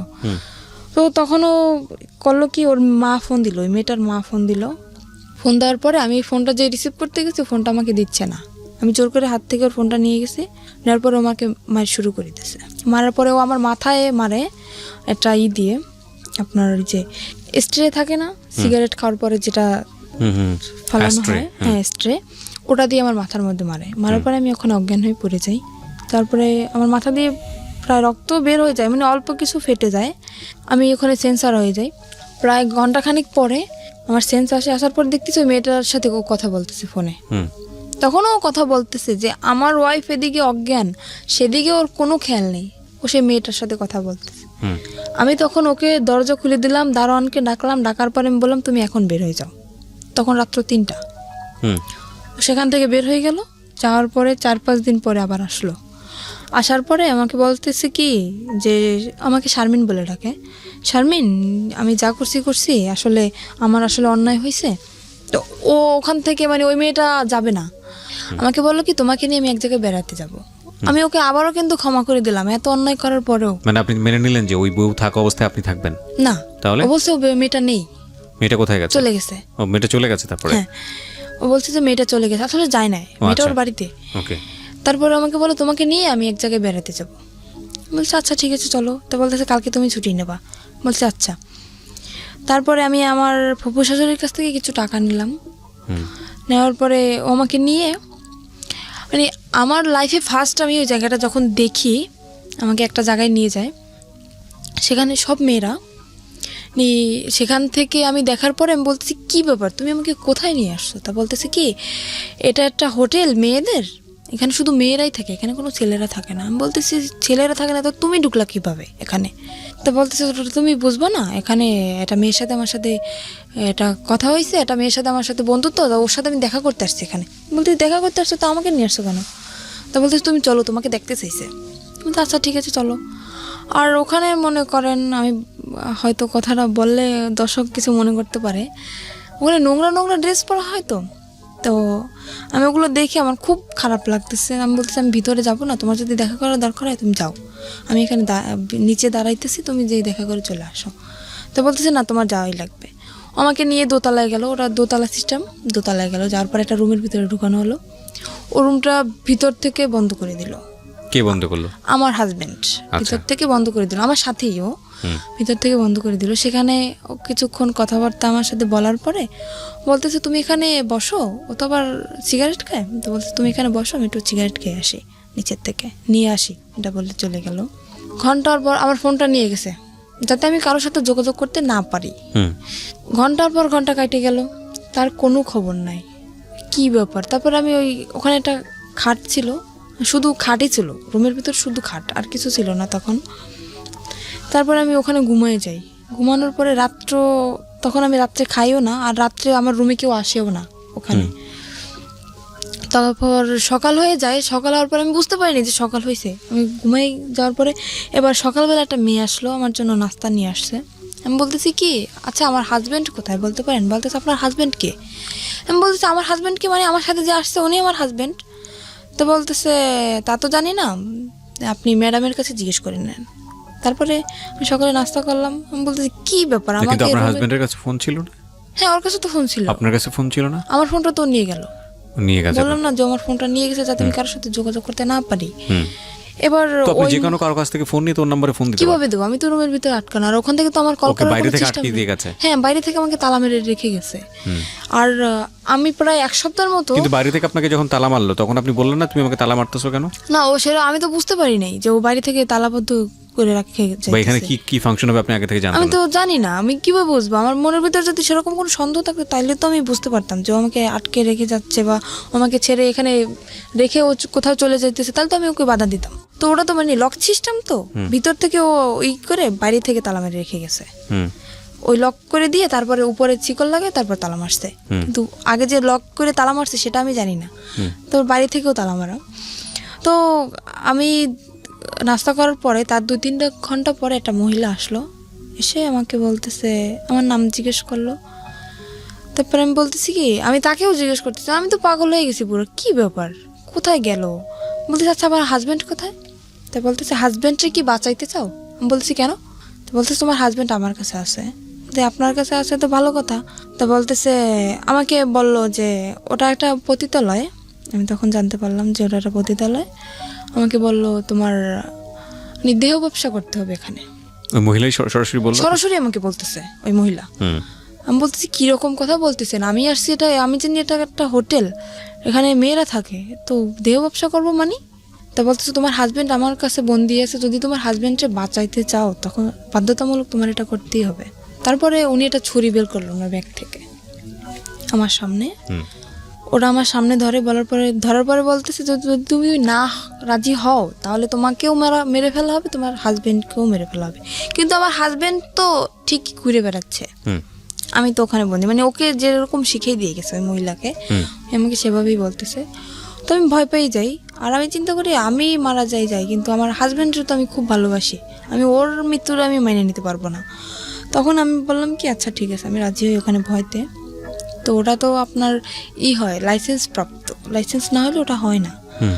সেখানে আমাকে থানায় নিয়ে যাওয়া হয় ওখানে, আর আমাকে শিখিয়ে দিছে যে যদি কেউ বলে, জিজ্ঞেস করে তুমি কি ভয়ে ছুটে করতেছো এসব, বা কেউ কি তোমার ভয় দেখাইছে বা কিসের জন্য করতেছো, যদি জিজ্ঞেস করে তো সম্পূর্ণ তুমি একটা কথাই বলবা যে আমাকে কেউ জোর করে নাই, আমার দারিদ্রিক সমস্যার কারণে আমি এসব করতে রাজি হয়েছি। এটা আপনাকে শিখে দেওয়া হয়? এটা আমাকে শিখিয়ে দেওয়া হয়। তো আমার মনের ভিতরে তো ভয়, যেহেতু আমি যদি একলা থাকতাম তাইলে হয়তো আমি স্যারের সাথে বলতে পারতাম যে স্যার না আমাকে ভয় দেখানো হচ্ছে, কিন্তু আমার হাজব্যান্ড ওনাদের কাছে জিম্মায় আছে, ওনাদের কাছে বন্দি, সে ভয়তে আমি বলতেছি না। তো স্যার আমাকে জিজ্ঞেস করলো যে তোমার বয়স তো একদম কম, তো এই কম বয়সে কেন তুমি এসব করতে চাইছো? আমি বলতেছি আমার সমস্যা আছে ফ্যামিলিগত, আমার মানে থানায় গেছেন আপনি? হ্যাঁ থানায় আমি তখন। ওকে। উনি আমাকে সব কিছু জিজ্ঞেস করলো, তারপর আমাকে একটা পেপারে সাইন করানো হয় যাতে আমি পরে কোনো ঝামেলা না করতে পারি। মানে আমি স্বইচ্ছায় এসব করতেছি, আমাকে একটা পেপারে সাইন করানো হয়, আর ওখানে আমার ছবি টবি সব কিছু তুলে রাখা হয়। ফাইন, এখানে একটা কথা আছে, সেটা হচ্ছে আপনার কাছ থেকে কোনো সার্টিফিকেট চাওয়া হয়েছিল, বয়সের কোনো সার্টিফিকেট? হ্যাঁ বলছিল যে তোমার বয়স কত, আমাকে শিখিয়ে দেওয়া হয়েছিল যে তুমি বলবে তোমার বয়সে বর্তমান বয়স 20 বছর। আচ্ছা। আমি বলছি 20 বছর বয়স। তো উনি তারা সেরকম একটা সার্টিফিকেট বলছিল, সার্টিফিকেট আছে? আমি বলতেছি যে হ্যাঁ সার্টিফিকেট তো আছে, সেটা তো বাসায়। তো উনি আমাকে কাছে দেখতে চায় না, বলে না যে তোমার সার্টিফিকেট আমাকে দেখাও, সেটা আমাকে বলে না। আমি মুখে বলছি যে আমার বয়স 20 বছর, ওই পর্যন্তই এনাফ। তারপরে সেখান থেকে আমাকে নিয়ে আসা হয়, নিয়ে আসার পরে তার পরের দিন, মানে কথাটা বলতে আমার কিছু একটা সংকোচ বোধ হচ্ছে, আপনি আপনার মতো করে বলেন, কোনো সমস্যা নেই। সেখান থেকে পরের দিন সকালে ঘুম থেকে ওঠার পরে ওয়াশরুম তো ভিতরেই, গোসল করি। গোসল করার পর একটা ছেলে আসে আমার রুমে। তখন আমাকে একটা মেয়ে বলে যায় খবরদার ছেলের সাথে যেন কোনো রকম খারাপ আচরণ না হয়। তো ছেলেটা খুবই ভদ্র, আমি সারা জীবনের জন্য দোয়া করব যাতে ওকে আল্লাহ মানে সাফল্য যেটা চাইছিল, ওর জীবনের সমস্ত কাহিনী আমাকে বলছিল। তো ও একটা মেয়ের সাথে এরকম রিলেশন করছিল। ছেলেটা আসার পরে কি হয়েছে? ছেলেটা আসার পরে আমাকে তখন ও রুম ভিতর থেকে বন্ধ করে দেয়। তখন আমি বুঝতে পারছি যে কেন আসছে একটা ছেলে, এটা মেয়ের রুমে কেন আসে। আমি বললাম কি, আমি ওর পা জড়াই ধরলাম যে দেখেন ভাই, আপনি আমার ভাই, আমার তো ভাই নেই, আপনি আমার ভাই, এখানে আমি ইচ্ছাকৃতভাবে আসিনি, এরকম আমার হাজব্যান্ডকে আটকে রাখা হয়েছে। আর ওর ওখানে যে যা কিছু হয় ও সব কিছু জানে যে ওর ভিতরে আসলে কি হয়, আর আরও তো মেয়েরা আছে, তো সে তাদের কাছ থেকে হয়তো ও শুনছে যে কীরকম কী এখানে সিস্টেম। আমি সমস্ত কিছু বললাম যে এরকম আমার হাজব্যান্ডে আটকে রাখছে, আমাকে এরকম ভয় দেখাইছে। ও বলতেছে কি তোমার হাজব্যান্ড এখন কোথায় সেটা তুমি জানো? আমি বলতেছি আমি জানি যে হাজব্যান্ড ওদের কাছে এখনও বন্দি আছে। তা বলতেছি সেরকম কিছুই না, এখানে সিস্টেম হচ্ছে তোমার মেয়েদের এখানে নিয়ে এসে বিক্রি করে দেওয়া হয়। তখন আমার বিশ্বাসই হইতেছে না, না এরকম আমার হাজব্যান্ড করতে পারে না, এতটা খারাপও হইতে পারে না। ও তখন বলতেছে কি, আচ্ছা ওর কাছে ফোন ছিল, বলতেছে তোমার হাজব্যান্ড যেহেতু বন্ধু তাহলে তো ওর ফোনটা অফ থাকার কথা, তাই না? আমি বলতেছি হ্যাঁ। তো বলতেছে তুমি আমার ফোনটা দিয়ে 1 মিনিট ওকে কল করো। তো আমি বললাম আমি কথা বললে তো আমি বুঝতে পারবো না, তো আপনি কথা বলেন। তো ফোনটা দেওয়ার পরে ওই মেয়েটা ধরছে ওর ফোনটা, মানে যাকে সে বিয়ে করেছে। যাকে সে বিয়ে করছে সেই মেয়েটা ধরছে। ধরার পরে বলতেছে কি আপনি কে? বলতেছে আপনি কে মানে? আমি তো যার ফোন আমি তার ওয়াইফ। তখন আমি বুঝতে পারলাম যে ছেলেটা যা বলছে সম্পূর্ণ সত্যি, তখন আমি বুঝতে পারলাম। তো আমি বললাম কি যে ভাই দেখেন, আমি যদি আপনার বোন হতাম আপনি কি এটা মেনে নিতে পারতেন? তো বলতেছে না কখনোই না। বলতেছে আপনার দুটো পায়ে ধরে আপনি আমাকে কিছু করেন না। তখন ছেলেটা আমার করুণা দেখেও ছেলেটা নিজেই কেঁদে ফেলছে। ছেলেটা বলল কি আচ্ছা ঠিক আছে আমি তোমাকে কিছু করতেছি না, কিন্তু এরপর নেক্সট টাইম যে আসবে সে তো তোমাকে ছেড়ে দেবে না, কারণ এখানে টাকার বিনিময়ে সব কাজ করা হয়, টাকা দিয়ে তো কেউ তোমাকে ছেড়ে দেবে না। তো তুমি যদি চেষ্টা করো, আমার মনে হয় তুমি চেষ্টা করলে এখান থেকে বের হতে পারবা। ছেলেটা আমাকে বলে, বলতেছে যে করছে আমি নেক্সট টাইম যদি আমি কখনো আসি তোমার জন্য আমি সাহায্য করার করব। ও বলতেছে যে আমি একটা মামলা করব, যে তোমার ফ্রেন্ড হিসাবে, আমি তোমার ক্লাস ফ্রেন্ড সেই হিসাবে আমি তোমার জন্য একটা মামলা শিট নিয়ে আসবে, ওখানে আমার সইটা শুধু থাকবে আর সম্পূর্ণ কিছু ওই লিখে নিয়ে আসবে যেটা লেখার। আমি বলতেছি সেটা তো হবে না, কারণ ওখানে আমার সই নেওয়া হয়েছে যাতে আমি কোনো কিছু না করতে পারি। হ্যাঁ পুলিশ ফাঁড়িতে। তো বলতেছে তাহলে কী করবা, দেখো কী করতে পারো। ও তো চলে গেল। এবার আমি দরজাটা আমি নিজেই বন্ধ করে দিলাম। দেওয়ার পরে আমি খুঁজতেছি যে ছুরি বা অন্য কিছু যদি আমি পাই, আমি আত্মহত্যা করার চেষ্টা করতেছি। তো আমি খোঁজাখুঁজি করতেছি, খুঁজতে খুঁজতে উপরে যে সানসেটের পরে ওই যে আপনার বক্স ছিল, বক্স আনছে আমার জন্য, ওই রুমে সব কিছু নিয়ে আসছে আমার জন্য, যেহেতু ওই রুমে আমি থাকবো, সব কিছু নিয়ে আসছে। তো বক্সের যে কার্টুনটার ভিতরে আপনার ইঁদুর মরা ওষুধ। আমি পাইয়ে তো মানুষ তো কষ্ট হয়, কিন্তু আমি পাই তো মহা খুশি। আমি ওটা পাওয়ার পরে অনেক অনেক খুশি আমি, যে আমি এখানে এসব করার থেকে কারে আমি ভালোবাসলাম, কার জন্য আমি রাজি হইলাম, যাকে বাঁচানোর জন্য আমি রাজি হইলাম সেই আমাকে দিয়ে এসব করাচ্ছে, আমি আর নিজের জীবন আমি রাখতে চাই না। তো আমি পুরো প্যাকেট খেয়ে ফেলার পরে দরজা খুলে দিলাম। আবার দেওয়ার পরে আবার আর একটা ছেলে আসছে, এসে দেখতেছে আমার অবস্থা খুবই খারাপ, পুরো শরীর ঘেমে গেছে আর আমি কথা বলতে পারতেছি না। তো আমার যে ওখানের যে ওই যে মহিলাটা ওনাকে ডাক দিল, ডাক দেওয়ার পর উনি তো ভয় পেয়ে গেছে যে এখানে যেহেতু আমার থেকে সই নেওয়া হয়েছে, তখন তো ওরা বুঝে যাবে যে আমাকে ভয় দেখানো হয়েছে, আমার থেকে সই নেওয়া হয়েছে যে আমি স্বেচ্ছায় সব করতেছি, তাহলে কেন আমি বিষ খেলাম, এখানে প্রশ্ন উঠবে না। তখন উনি আমাকে তাড়াতাড়ি হসপিটালে নিয়ে গেল। হসপিটালে নেওয়ার পর আমাকে ওয়াশ করানো হলো, তারপরে ওখানে হসপিটালে আমাকে ভর্তি করলো। করার পরে মোটামুটি থানায়ও খবরটা চলে গেছে, থানার স্যার আমার কাছে আসলো, এসে তখন আমি পুরো অজ্ঞান, তখন আমার জ্ঞান আসে নাই। তো স্যার তখন আমাকে কিছু জিজ্ঞেস করতে পারে না, চলে গেছে। যাওয়ার পরে 1 সপ্তাহ পরে ওই যে আমার হাজব্যান্ড ও আসে, ওর কাছেও খবর চলে গেছে। ও আসে আমার তো অক্সিজেন লাগানো, তারপরে মুখে তো খাইতে পারি না, এনজি টিউবে খাই। তো আমার হাতটা ধরলো, সেরকম একটা কথাও বলতে পারি না। আমি ওকে দেখে কেঁদে ফেলছি আমি, যে কি আমি অ্যাকশন নিতেছি, কেন তুমি আসছো, আমার ডক্টর সবাই আমার সামনে, আমি ওখানে অ্যাকশন নিতেছি, তুমি কেন আসছো, তুমি এখান থেকে চলে যাও। আমি এক নজর ওকে দেখার পরে আমি চোখ বন্ধ করে ফেলছি, এতটা ঘৃণা আসছে আমার। আমি বললাম তুমি চলে যাও এখান থেকে, আমি তোমাকে দেখতে চাই না। তো সেখান থেকে ও বললো কি আমি চলে যাবো ঠিকই, কিন্তু তোমাকে সাথে নিয়ে যাবো। আমি কোথায় নিয়ে যাবো, আবার আমাকে কোথাও বিক্রি করার ইচ্ছা আছে তোমার, কোথায় নিয়ে যাবো আবার? তো আমার হাতটা ধরলো, ধরার পরে বললো কি যে আমি আসলে বুঝতে পারিনি যে তুমি আমাকে এতটা ভালোবাসো, তাহলে আমি এটা করতাম না কখনোই। আমাকে আমার কাছে মাপ চাইলো যে আমি আর কখনো এরকম করবো না, মেয়েটাকে আমি ছেড়ে দেবো, তুমি যেটা বলবো আমি সেটাই শুনবো। অনেক করুণা করার পরে আবারও আমি ওকে বিশ্বাস করলাম, এত কিছু করার পরেও আবারও বিশ্বাস করলাম ওকে আমি। সেখান থেকে হসপিটাল থেকে আমার রিলিজ দেয় নাই তখনও, ডাক্তারে না বললে আমি সুস্থ না তখনও, নার্সরে উনি কিছু টাকা ঘুষ দেওয়ার পরে আমার ওই যে এনজিটিউ পরানো, তারপরে আপনার অক্সিজেন লাগানো, হাতে ক্যানোলা করা, সব কিছু খুলে তারপরে সেখান থেকে নার্সরে কিছু টাকা ঘুষ দিয়ে ওখান থেকে আমাকে নিয়ে আসে ওগুলো খোলানোর জন্য, কিন্তু নার্স তো ডাক্তারের অনুমতি ছাড়া খুলতে পারবে না। উনি টাকা পাওয়ার পরে উনি খুলে দিল ওগুলো। নার্স ওগুলো খুলে দেওয়ার পরে আমি তখন হাঁটতেও পারি না ঠিক মতন, এতটাই ক্লান্ত আমি। আমাকে নিয়ে তখন সে ঢাকা, আমার একটা ফুপু আছে সেখানে আমাকে নিয়ে আসে, আমার আপন ফুপু, সেখানে আমাকে নিয়ে আসে। আর বাড়ি তো গেলে তো যদি এই সমস্ত কথা শোনে তাইলে তো মনে করেন ওরে তো মারবে, সাথে আমিও মার খাবো। যে এত কিছু তাও তারপরও কেন আমি মেনে নিলাম। আমি বাড়ি গেলাম না, আমার সে ফুপুর কাছে গেলাম, যার পরে ওখানে আমি 1 মাস পর্যন্ত থাকলাম। থাকার পরে ও বললো কি, দেখো আমি তো কাপড় চোপড় কিছুই নিয়ে আসি না, আমার কাপড় চোপড় তো সব কিছু বাড়িতে, তা তুমি এখানে থাকো, মানে আমাদের ওখানে চাকরি বাকরি নেওয়ার কথা, তো আমি সুস্থ হবো তারপরে চাকরি নেব। বললো আমি বাড়ি থেকে আমি কাপড়গুলো নিয়ে আসি আমার, এই বলেও বাড়ি চলে গেল। যাওয়ার পরে ও যেদিন যাবে তার পরের দিন আসার কথা, আসতেছে না। তারপরে আমি বললাম কি ব্যাপার, তোমার আসার কথা, তুমি কেন আসতেছো না? সে ওখান থেকে এসে চলে গেছে, সেই শ্বশুর বাড়ি চলে গেছে, ওর যে সেই শ্বশুর বাড়ি চলে গেছে।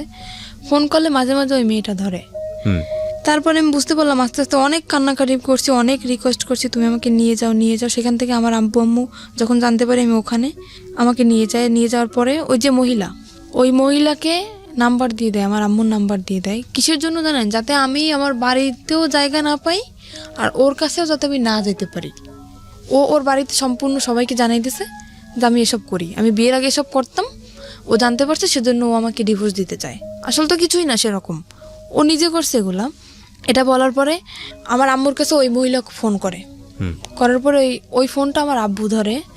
ধরার পরে ওই সম্পূর্ণ কথা মানে বানাই বানাই যা বলার সব বলছে, যে আপনার মেয়ে এতদিন শ্বশুরবাড়ি ছিল না, আমার এখানে ছিল, এসব করতো। আর এসব কথা শোনার পরে আমার আব্বু তো সবাইকে বলে দিল। মানে এই ফোনটা কে ধরেছে? আমার আব্বু, সদাব্বু। না, আমি আসলে এই জিনিসটা একটু ক্লিয়ার হতে চাই। ফোনটা কে করেছে, কাকে ফোনটা রিসিভ করেছে কে? ফোনটা করছে আমাকে যেখানে বিক্রি করে দেওয়া হয়েছিল, ওখানে যে মহিলা ছিল উনি ফোন করছে। উনি ফোন নাম্বারটা নিছে আমার হাজবেন্ডের কাছ থেকে। কাকে করেছে ফোনটা? ফোনটা করছে আমার আম্মুর ফোনে, কিন্তু ফোনটা রিসিভ করছে আমার যে আব্বু। মানে তখন তো আপনার আম্মুর বিয়ে হয়েছে একটা। হ্যাঁ, তখন আর একটা বিয়ে ফোন হয়েছে। করে ওই ভদ্র মহিলা, মানে হোটেলের যিনি ইনচার্জ ছিলেন ওইসব কাজের, ওই ভদ্র মহিলা ফোন করে আপনার মাকে বলেছে যে আপনার, আমার মাকে না, আমার সৎ যে আব্বু, মানে আলটিমেটলি আপনার মাকে ফোন করার জন্য বলেছিল, কিন্তু আপনার সৎ বাবা রিসিভ করেছে। সৎ বাবাকে বলেছে যে এই সব কাজ করেছে আপনার মেয়ে এখানে। ওকে। আর উনি যেগুলো বলছে সেগুলো তো সম্পূর্ণ মিথ্যা। মিথ্যা কথা, রাইট? তারপর মানে উনি চায় যে আমার বাড়ির থেকে যদি আমাকে তাড়িয়ে দেওয়া হয় তখন আমার বাধ্যতামূলক ওখানে যেতে হবে, কোনো উপায় থাকবে না, কোনো উপায় থাকবে না। তখন আমার আব্বু ওটা শোনার পরে, আমি ওনাকে আব্বু বলেই ডাকতাম, এটা শোনার পরে সে আমাকে মানে একদম ক্লিয়ারলি বলতেছে তুমি বাড়ি থেকে বের হয়ে যাও। ফ্যামিলির সবাইকে জানাই দিল। এবার আমি কি করব, আমার মাথায় আসমান ভেঙে পড়ছে। এরকম একটা জিনিস আমার লাইফে ঘটলো, কোথায় আমার ফ্যামিলি আমাকে সাপোর্ট করবে, অন্য মানুষের একটা মিথ্যা কথা শুনে আমার সাথে এরকম করলো। আমি বাড়ি থেকে বের হয়ে চলে আসলাম। মাও বললো বাড়ি থেকে বের হয়ে যেতে? আম্মুর তো কিছু করার নেই, ফ্যামিলির থেকে যেহেতু সবাই এরকম বলতেছে। কিছুই বললো না মা? আম্মু তো কান্নাকাটি করতেছে, আম্মু তো আমাকে আসতে দেবে না। তখন সে আব্বু বলতেছে তুমি যদি তোমার মেয়েকে না সর আমি তোমাকে ডিভোর্স দিয়ে দেবো। তা আম্মুকে আমি বললাম আম্মু এতদিন তো দূরে ছিলাম, থাকছিল না আমাদের ছাড়া, তো এতদিন যেরকম ফোনে কথা বলছি এখনও সেরকম, ঠিক সেরকম তোমার সাথে আমার ফোনেই কথা হবে, আমি এখানে থাকবো না। কারণ আমি যদি এখানে থাকি এই ব্যাপারটা গোটা এলাকায় জানাজানি হয়ে যাবে, আমি এটা চাই না। বাড়ি থেকে বের হয়ে চলে আসলাম। বাড়ি থেকে বের হয়ে চলে আসে আমার যে ওই ফুপুর কাছে ছিলাম ঢাকায়, ওখানে আবার আসলাম। আসার পরে ওনার কাছে 15 দিন থাকার পরে ওখানে কোনো চাকরি বাকরি হইতেছে না, কারণ যেহেতু বাড়ি থেকে একদম বের হয়ে চলে আসছি, বাড়ি তো আর যাবো না, চাকরি বাকরি কিছু তো একটা করা লাগবে। ওখানে কোনো চাকরির ম্যানেজ হইতেছে না। তারপর আমার আম্মু কথা বললো, আমার যে আন্টি এখন বর্তমানে ঢাকায় আছে ওনার সাথে আমার আম্মু কথা বললো যে দেখ, আমি আম্মুকে সবই বলছি যে আম্মু যেটা তোমরা শুনছো সেটা সম্পূর্ণ মিথ্যা, তুমি আমার কাছ থেকে শোনো। আম্মু শোনার পরে আর আম্মু আমাকে অনেক বিশ্বাস করে, আর আমি আম্মুর সাথে কখনোই মিথ্যা কথা বলি না। ওই বিয়ে হওয়ার পরে যেটা বলছি, কিন্তু এখন আর বলি না। তাও তো বলছি হাজবেন্ডের জন্য। আম্মুকে বলার পর আম্মু বলছে আচ্ছা ঠিক আছে আমি দেখতেছি। তো আম্মু সেখান থেকে আমার আন্টির সাথে কথা বলে, আন্টির সাথে কথা বলার পরে আন্টি বললো ঠিক আছে আমার কাছে আসো। ঈদের 3 মাস আগে বলতেছে ঠিক আছে আমার কাছে আসো তুমি। আসলাম, সেখানে আসার পরে ট্রেনিং করলাম। ওই যে আপনার এখন যে নার্সিং ট্রেনিং জবটা করতেছি নার্সিংয়ে, সেখানে ট্রেনিং করলাম। করার পরে তারপরে আবার অসুস্থ হয়ে গেলাম। সেখানে অসুস্থ হওয়ার পরে প্রায় 2.5 মাস যাবৎ বসা, তারপরে কোনো চাকরি বাকরি হইতেছে না। আমার আপন ফুপুর বাসায় চলে আসলাম। সেখান থেকে আমার আম্মু কথা বলে আমার আন্টির সাথে, সেখানে 15 দিনের মতো থাকলাম। আমার আম্মু কথা বলে আমার আন্টির সাথে যে এরকম ওর সমস্যা, ওর জন্য একটা চাকরি দেখতো না। তো আন্টি বললো ঠিক আছে, ওকে আমার কাছে পাঠিয়ে দাও। তো আমার সে আন্টি তো থাকে নারায়ণগঞ্জে, ওই যে ফুপু, তাকে আমি আন্টি বলেই ডাকি। সেখান থেকে আমি আমার আপন যে খালা, তার কাছে চলে আসলাম। আসার পরে সেখানে একটা এই যে এখন যে চাকরিটা করতেছি সেখানে ট্রেনিং করি। ট্রেনিং করার পরে আমি হঠাৎ অসুস্থ হয়ে যাই। অসুস্থ হওয়ার পরে 2.5 মাস বসার পরে আমি ওকে একদিন কল দিই আমার আন্টির ফোন দিয়ে। ওকে, মানে আপনার হাজবেন্ড? আমার হাজব্যান্ডকে কল দেওয়ার পরে ও শুনলো যে আমি ঢাকায় আছি। তারপর আমি আবারও কেঁদে ফেলছি, ওর সাথে ফোনে কেঁদে ফেলছি। তো তখন আমাকে বলতেছে কি, ওই মেয়েটা এখন নেই, তুমি কি এখন আসবা? আমাকে আবারও যেতে বলতেছে যে তুমি কি আমার সাথে সিনেমা করতেছো? বলতেছে কেন? তুমি দীর্ঘ 6টা মাস যাবো তুমি আমার সাথে কোনো যোগাযোগ রাখো নাই। ওই যে চলে গেছো, তারপরে কত কান্নাকাটি আমি করছি, তুমি আমাকে তো নিয়ে যাওই নাই, আর তুমি নিজেও আসো নাই। এখন আমাকে যেতে বলছো, তুমি কি আমার আবার জীবনটা নষ্ট করতে চাও? তারপরে মাঝে হয়েছে কি, আমি একটা দেখাই, কবিরাজ দেখাই, উনি আমাকে একটা মান্দুলি দেওয়ার পরে সেখান থেকে আমি একটু ওকে কিছুটা ভুলতে পারছি এখন। আমি বললাম কি, আমি তোমাকে ভুলে যেতে চাই, আমি চাই না যে জিনিসটা আমার জীবন থেকে চলে গেছে, যে অতীতটা চলে গেছে, সেই অতীতটা আবার আমার জীবনে ফিরে আসুক, আমি চাই না। তোমার যদি মনে চায় আমার সাথে, যদি বোঝো যে না শারমিন সত্যি আমাকে ভালোবাসতো, যদি আমার সাথে কথা বলতে মন চায়, মাঝে মাঝে তুমি শুধু আমার সাথে একটু কথা বলো, আমার একটাই রিকোয়েস্ট, আমি তোমার কাছে আর যাইতে চাই না। তো এখনও মাঝে মাঝে ও আমাকে কল করে বলে যে তুমি আসো। তো তারপরে সেখান থেকে কথা হওয়ার পরে আর একদিন আমি আবার ওকে কল করছি। কল করার পরে ওর যে বউ ধরছে, সেখান থেকে কত মিথ্যে কথা ও বলতেছে আমার সাথে এখনো পর্যন্ত। আবার ওর বউ ধরার পরে আমার সাথে কথা বলে। মোটামুটি মেয়েটা খুব ভদ্র, আমাকে আপু বলে ডাকে। সে আমাকে বললো যে আপু, আপনি যদি আসতে চান আপনি আসতে পারেন, আপনার সম্পূর্ণ কাহিনী আমি শুনছি বাড়িতে আসার পরে, আপনি যদি এখন আসতে চান তা আসতে পারেন। আমি বললাম কি না, আমি আসবো না, যেহেতু তুমি একটা মেয়ে অনেক মনে আশা নিয়েই বিয়েটা করছো, তো ওর সাথে সংসারটা করার চেষ্টা করো। ওকে আমি বুঝে সুঝে বললাম যে এরকম চলো, কি পছন্দ করে না সব কিছু আমি ওকে শিখিয়ে দিলাম। দেওয়ার পরে তারপর আমাকে বলতেছে তুমি আসো। ও মেয়েটাও বলতেছে, ও বলতেছে, কিন্তু কিসের আশায় বলতেছে সেটা আমি জানি না, মানে হয়তো মনের ভিতর অন্য কিছু। মানে এটা হচ্ছে আপনার এখনকার আমার অবস্থা? ধারণা এখনকার অবস্থা এটা হচ্ছে আপনার? হ্যাঁ। বর্তমানে আপনি কি করেন? বর্তমানে এখন আমি একটা জব করতেছি, নার্সিং জব। নার্সিং বলতে এটা কি ধরনের নার্সিং? মানে হোম সার্ভিস? হ্যাঁ, এটা হোম সার্ভিস। আচ্ছা, তো সেটা হচ্ছে বিভিন্ন পেশেন্ট যাদেরকে বাসায় সেবা দিতে হয়, কোন একটা কোম্পানির আন্ডারে থেকে আপনি এই কাজটা করছেন, সার্ভিসটা দিচ্ছেন, তাই কি? হ্যাঁ। ওকে। তো এখন আমি আর একটা কথা জানাইতে চাই যে আমার জীবনে যে ঘটনাটা ঘটছে, এরকম ঘটনা হয়তো কোনো মেয়ের জীবনে ঘটে নাই, আর যদি ঘটেও থাকে তাও খুব কম। আফটার দ্য এজ, সেটা আপনার জীবনে সত্য। আমরা যখন কাউকে লাভ করি, হ্যাঁ, আমি সরি যে আমি আপনাকে কষ্ট দিচ্ছি, কিন্তু এটাই সত্য। আমরা যখন কাউকে লাভ করি বা কাউকে যখন ভালোবেসে ফেলি, তখন ওই মানুষটা ছাড়া আমাদের জীবন চলবে না, এটাই আমরা মনে করি। বাট এটা যে চরমতম মিথ্যা কথা, এবং এটা যে আসলে সত্য না, এটা আমি এখন মনে করতেছি, জীবনটা কারোর জন্য কখনো থেমে থাকে না। না, আপনি যে বললেন না যে একটু আগে যে আপনি তাকে ভালোবাসাটা আমার মনের ভিতরে থাকবে, আমি সেটা বলছি। থাকবে না আপনার ভালোবাসা? অবশ্যই থাকবে, ডেফিনেটলি থাকবে না। কিভাবে থাকবে না বলেন? এবং এটার অ্যান্সার আপনি এখন আমাকে মনে করে নেন যে আমি যেটা বলছি সেটা মিথ্যা কথাই, কথা আপনি এটাই মনে করবেন। কিন্তু আপনি একটা সময় গিয়ে মনে করবেন যে না, আমি যেটা বলেছিলাম আজকের অনুষ্ঠানে ডকুমেন্টস থাকবে, তো আপনি দেখবেন, আপনি যখন পরিণত বয়স, এই ইউটিউবে এটা থেকে যাবে, ইউটিউবে আপনি আরও 5 বছর পর, 10 বছর পরে গিয়ে বলবেন যে কিবরিয়া ভাই এই কথাটা বলেছিল অনুষ্ঠানে, এবং এটাই সত্য। আপনাকে আমি আরও 10 বছর পর ইনভাইট করবো এই অনুষ্ঠানে, আমি যদি করি, আমি আপনাকে ইনভাইট করবো, এবং আমার যে কথাটা ছিল যে এটা থাকবে না, শুধু ঘেন্নাটুকু থাকবে, ভালোবাসা থাকবে না, এবং এই ফিলটাই থাকবে আজ থেকে 5 বছর পর, 10 বছর পরে। আমি যেটা বলতে চাচ্ছি যে আপনার ওই পরিণত বয়সটা নাই, ম্যাচুরিটিটা নাই, নইলে একটা মানুষ আপনাকে মৃত্যুর মুখে ঠেলে দিয়েছে। একটা মানুষ, নারীর সতীত্ব যেটা, এটা আমাদের সমাজে মনে করা হয় একটা নারীর সতীত্ব না থাকলে আর কিছুই নাই। আমাদের সমাজ, আমাদের সামাজিকতা এটাই, খুবই ভঙ্গুর একটা মানসিকতা, এবং সেই জায়গাটায় ফেলে দিয়েছে। আপনি যে ধরনের অর্থনৈতিক, আমি যদি আরও সহজ করে বলি, যেই ধরনের ক্লাস মেনটেন করেন বা যেই ধরনের আর্থিক অবস্থার মধ্যে বসবাস করেন, এটা আমরা ধরে নিই আমাদের একেবারে সমাজের প্রান্তিক পর্যায়ের মানুষ যারা দিনে দিন খাওয়ার মতো অবস্থা, এইরকম একটা পরিবারে আপনি বড় হয়েছেন, না আছে বাবার সাপোর্ট, না আছে মার সাপোর্ট, হ্যাঁ, এরকম একটা অবস্থা। সেই রকম একটা অবস্থায় থেকে এরকম একটা আন্ডার এজ একটা মেয়ে একটা ছেলেকে লাভ করে বিয়ে করেছে, লাভ করে তো বিয়ে করেনি, একটাকে বিয়ে দেওয়া হয়েছে এবং বিয়ের পরে লাভ করেছে। তো এইটা 21 বছরের আপনার যে ছেলেটা, আপনি যদি যে কথা বলেছেন এখানে সেগুলো যদি সত্য হয়ে থাকে, আমি তার নাম পর্যন্ত জানতে চাইনি, আমি জানতে চাইও না, আপনি যা বলেছেন এখানে সেগুলো যদি সত্য হয়ে থাকে, 21 বছরের এই ছেলেটাকে এটা খুব ভালো করে বুঝতো, এবং সেই ইকুয়েশনগুলো খুব ঠান্ডা মাথায় করেছে যে ওকে যদি আমি এই জায়গাটায় ফেলে দেই, ও আমাকে বলার কেউ নাই। দেখেন আমি একটা সহজ এক্সাম্পল দিই, আপনাকে এভাবে কেউ কখনো বলেছে কিনা। ও কিন্তু ভয় পায়। ওর চাচা, আপনার চাচা শ্বশুর যে কদিন বেঁচে ছিল, ছোট চাচা শ্বশুর, ও কিন্তু খারাপ ব্যবহার করেনি আপনার সঙ্গে। না। তার মানে ওর যদি কেউ গাইড করার থাকতো, ওকে যদি কেউ শাসন করার থাকতো, এবং আপনার ফ্যামিলিতে যদি এরকম গার্ডস থাকতো যে না আপনার বাবা ওর একদম মানে সহজ বাংলায় যেটা গ্রাম্য ভাষায় যেটা বলে টুটি ছিঁড়ে ফেলবে, এরকম যদি কোনো অন্যায় হয় তার মেয়ের প্রতি, ও জীবনও আপনাকে নিয়ে এতটা সাহস করতো না। অবশ্যই। রাইট?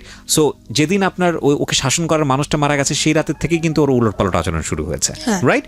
তো এই জিনিসটাও খুব সুন্দর করে ইকুয়েশন করে করেছে, কোনটা যোগ করলে যোগ হবে, কোনটা বিয়োগ করলে বিয়োগ আরো হবে। একটা ওর একটা দিক ছিল কি, আমি যখন যতই আমি রাগারাগি করতাম না কেন, ও কোনো কথা বলতো না, একদম চুপচাপ থাকতো। কিন্তু খুব মানে খুব ঠান্ডা মাথায় কাজ করতো। হ্যাঁ, আপনার কথাটা একদম রাইট। আমি এখন যেটা বলবো আরো অনেক কিছু বের হবে, রাইট?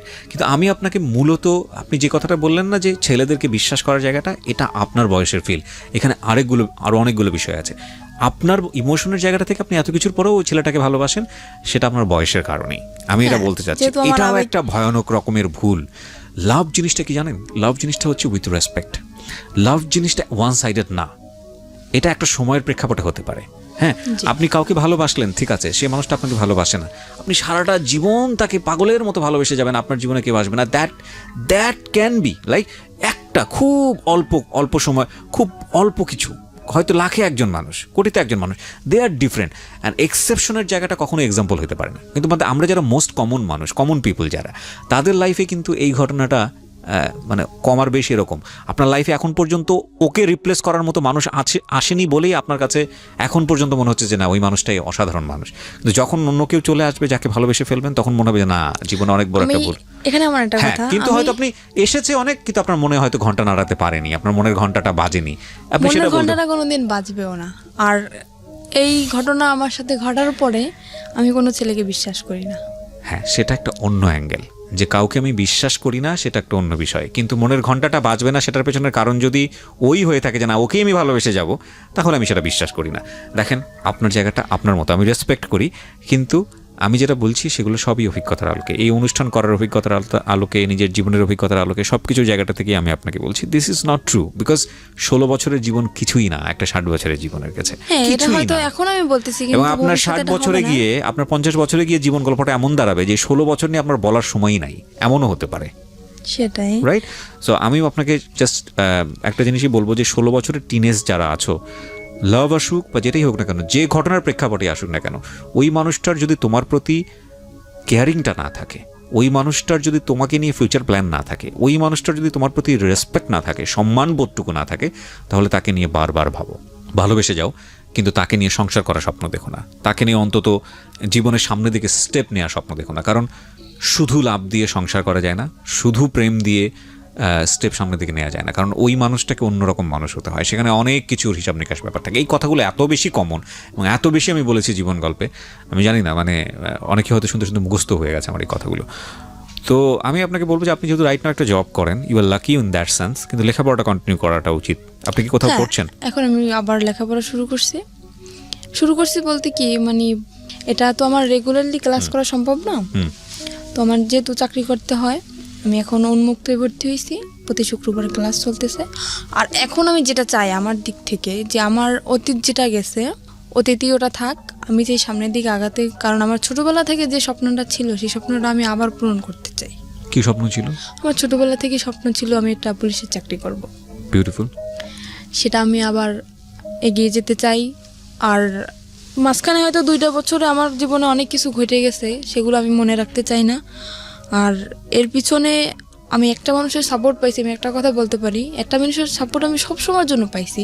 পৃথিবীতে যদি আপন বলতে কেউ থাকে, সে হচ্ছে মা। তাছাড়া কিন্তু আমি কারোর সাপোর্টই পাই না। আর আমি আমার আম্মুকে বলি যে, আমার আম্মু যেহেতু এখন অন্যের ঘরে, আমার আম্মুকে বলি, আমি আম্মু সারা জীবন সুখে থাক, আমার খোঁজ নেওয়ার দরকার নেই, কিন্তু আমার আম্মু সারা জীবন সুখে থাক, আমি এটাই চাই। আমার আম্মু আমাকে অনেক অনেক সাপোর্ট করছে। আজকে এই যে এখন আবার কন্টিনিউ লেখাপড়াটা আবার চালাইতেছি। আপনি ওপেন ইউনিভার্সিটিতে পড়ছেন এখন? উন্মুক্ত বিশ্ববিদ্যালয়ে পড়ছেন? হ্যাঁ। আচ্ছা, উন্মুক্ত বিশ্ববিদ্যালয়ে আপনি কি দেবেন, এসএসসি দেবেন? জি না, আমি তো এখন 9-এ ভর্তি হয়েছি। আবার 9-এ ভর্তি, ওখান থেকে তো এসএসসি দেবেন?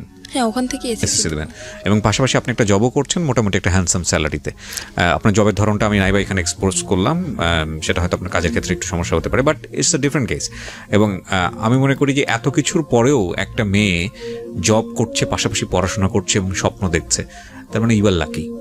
আপনি বললেন না একটু আগে যে আপনার চেয়েও কষ্টের জীবন গল্প থাকে কিনা, আপনার চেয়েও ভয়ঙ্করতম কষ্টের জীবন গল্প থাকে, এবং কেউ কেউ হয়তো এই স্টেজে এসে শেষ হয়ে যায়, কেউ কেউ হয়তো হোটেলের ওই শিকলটা খুলতে পারে না, সেখানেই সারাটা জীবন শেষ হয়ে যায়। হ্যাঁ, কেউ কেউ হয়তো ওই যে ইঁদুর মারা বিষ যেটা আপনি খেয়েছিলেন ওখানেই হয়তো জীবনটা শেষ হয়ে যায়। সুতরাং আপনি লাকি যে অনেক অনেক দিক থেকে আপনি সার্ভাইভ করে সামনের দিকে এগিয়ে গেছেন, এবং আমি মনে করি আপনি যেটা স্বপ্ন দেখেন সেটা ভবিষ্যতে আপনার কাছে হয়তো আসবে। তবে আপনার জীবনের সবচেয়ে ভয়ঙ্করতম জায়গা যেটা আপনার সঙ্গে এখনও স্টে করে, সেটা হচ্ছে আপনি এখনও, যদি আপনার কথা সত্যি হয় তাহলে আমি তাকে এভাবেই বলতে চাই, স্টুপিডটাকে আপনি এখন লাভ করেন। দ্যাট ইজ দ্য বিগেস্ট মানে ভয়ের জায়গা আর কি। সো প্রিয় শ্রোতা, থ্যাংক ইউ সো মাচ। যারা আজকে এই অনুষ্ঠানটা শুনলেন তাদেরকে আমি ধন্যবাদ জানাতে চাই, এবং একই সাথে ধন্যবাদ জানাতে চাই যারা এই অনুষ্ঠানটা নিয়মিত শোনেন।